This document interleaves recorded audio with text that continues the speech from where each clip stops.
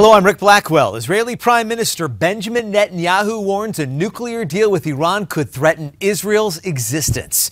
At the pro-Israel AIPAC conference in Washington, D.C. this morning, Netanyahu said he has a moral obligation to speak up about the differences he has with the Obama administration. But at the same time, he sought to ease some of the tension ahead of his politically charged appearance before Congress tomorrow. My speech is not intended to show any disrespect to President Obama or the esteemed office that he holds. I have great respect for both.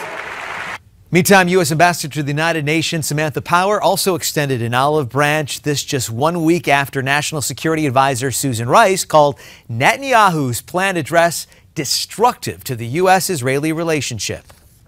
We believe firmly that Israel's security and the U.S.-Israel partnership transcends politics, and it always will. Now over in Switzerland, Secretary of State John Kerry meets with his Iranian counterpart to try and hammer out a nuclear agreement. Kerry says both sides remain far apart. They're trying to reach a deal by the end of the month that would eliminate Iran's ability to develop nuclear weapons. In the fight against ISIS, Iraq has launched a new offensive to take back Saddam Hussein's hometown of Tikrit. Thousands of Iraqi troops, backed by both Shiite and Sunni militias and Iranian fighters, have now launched a large-scale operation. Their mission, to win back several towns held by ISIS. Recapturing Tikrit will give Iraqi forces a major supply link for any future operation to take back the key city of Mosul. In Cuba, former President Fidel Castro meets with the so-called Cuban Five. The Cuban agents were freed as part of a prisoner swap with the U.S. for American Alan Gross. They returned home as heroes. The exchange was made as part of a broader effort to restore diplomatic relations between the two countries.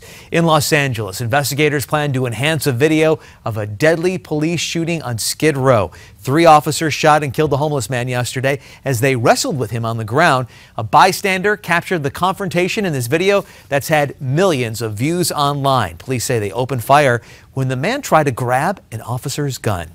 Nancy Pelosi is calling Senator Barbara Mikulski one of the most forceful and effective lawmakers Congress has ever known. Mikulski today announced plans not to seek re-election next year. The 78-year-old Democrat from Maryland is Washington's longest-serving woman ever. She says she based her decision on how she'd like to spend the next 2 years. Fighting for my job or fighting for their job?